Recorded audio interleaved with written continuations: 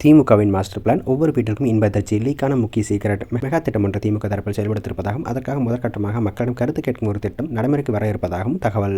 2026 சட்டமன்ற தேர்தலில் திமுகவின் தேர்தல் வாக்குறுதிகளின் திட்டங்கள் கசிந்துள்ளது. இதுவரை இந்திய வரலாற்றில் இல்லாத அளவுக்கு திமுகவின் தேர்தல் அறிக்கை தயாராகிக் கொண்டிருப்பதாகவும் கூறப்படுகிறது. சட்டமன்ற தேர்தலையொட்டி அனைத்து கட்சியினரும் கூட்டணி அமைப்பில் மும்முரமாக ஈடுபட்டுள்ளார்கள். வேட்பாளர்கள் தேர்வு ஒரு பக்கம் வேகமாக நடைபெற்று வருகிறது. அதேவேளை தேர்தல் அறிக்கையும் தயாரித்துக் கொண்டிருக்கிறார்கள்.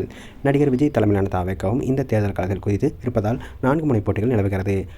ஆட்சி கட்டளை பிடிப்பதற்கு பல்வேறு கட்சிகள் போட்டியிட்டாலும் கூட தேர்தல் அறிக்கை தான் வெற்றியை நிர்ணயம் செய்வதில் முக்கிய பங்காற்றும். அந்த வகையில் ஏற்கனவே நாங்கள் ஆட்சிக்கு வந்தால் என்னென்ன செய்வோம் என அதிமுக தரப்பில் எடப்பாடி பழனிசாமி ஒவ்வொரு பொதுக்கூட்டத்திலும் ஒவ்வொரு தகவலையும் தெரிவித்து வருகிறார். அதேவேளை தாவேக தேர்தல் அறிக்கை வரலாறு காணாத அளவில் இருக்கும் என அந்த கட்சி சார்பில் கூறப்படுகிறது. முதலமைச்சர் மு க ஸ்டாலின் ஏற்கனவே தேர்தல் அறிக்கை குறித்து மேலோட்டமாக பேசியிருந்தார்.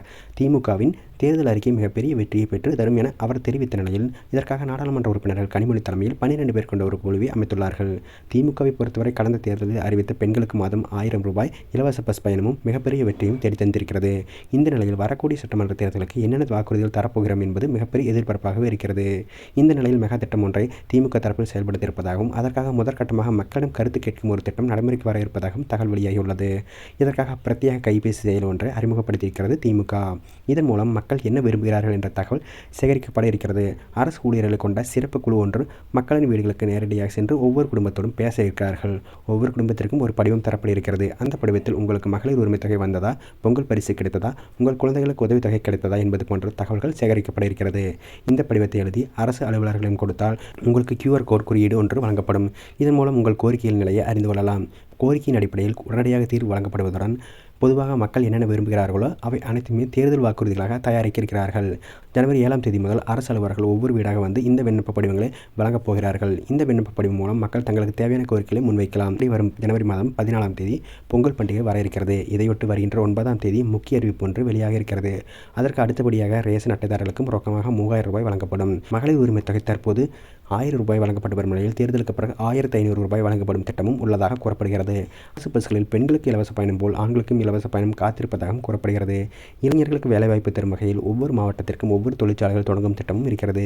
பல்வேறு புதிய திட்டங்களை செயல்படுத்தும் ஆய்வுகள் நடத்தப்பட்டு வருகிறது. இதற்கிடையே பாரதிய ஜனதா கட்சி சார்பில் தமிழகத்தில் இருக்கக்கூடிய 1 லட்சம் பெண்களுக்கு தொழில் தொடங்குவதற்காக 10,000 ரூபாய் வங்கி கணக்கில் டெபாசிட் செய்யும் திட்டம் வர இருக்கிறது. ஏற்கனவே ஒவ்வொருவருக்கும் சொந்த வீடு, ஒவ்வொருவருக்கும் வங்கி கணக்கில் டெபாசிட் செய்யும் திட்டமும் வர இருக்கிறது என்கிறார்கள் என்டிஏ கூட்டணியினர். தாவேக தரப்பில் ஏற்கனவே ஒவ்வொருவருக்கும் சொந்த வீடு, ஒவ்வொருவருக்கும் வேலைவாய்ப்பு, ஒவ்வொரு வீட்டிற்கும் 2 சக்கர வாகனம், பொருளாதார வளர்ச்சி அடையும் பொழுது ஒவ்வொரு வீட்டிற்கும் ஒரு கார் என்றெல்லாம் தேர்தல் அறிக்கை தயாரித்து வருகிறார்கள். அதிமுகவை பொறுத்தவரை மீண்டும் தாலிக்கு தங்கம், இலவச ஸ்கூட்டர், 150 நாள் வேலைவாய்ப்பு என பல திட்டங்கள் தயாராகி வருகிறது. அதிமுக தரப்பிலும் மகளிர் உரிமை தொகை 2000 ரூபாயாக தருவதற்கு ஏற்பாடுகள் நடைபெற்றுக் கொண்டிருக்கிறது. எனவே வருகின்ற சட்டமன்ற தேர்தலில் அனைத்து கட்சிகளின் தேர்தல் அறிக்கையும் மக்கள் மத்தியில் மிகப்பெரிய எதிர்பார்ப்புகளும் ஏற்படுத்தும் வகையில் அமைய உள்ளதால் மாபெரும் எதிர்பார்ப்புகளை கிளறிவிட்டுள்ளன.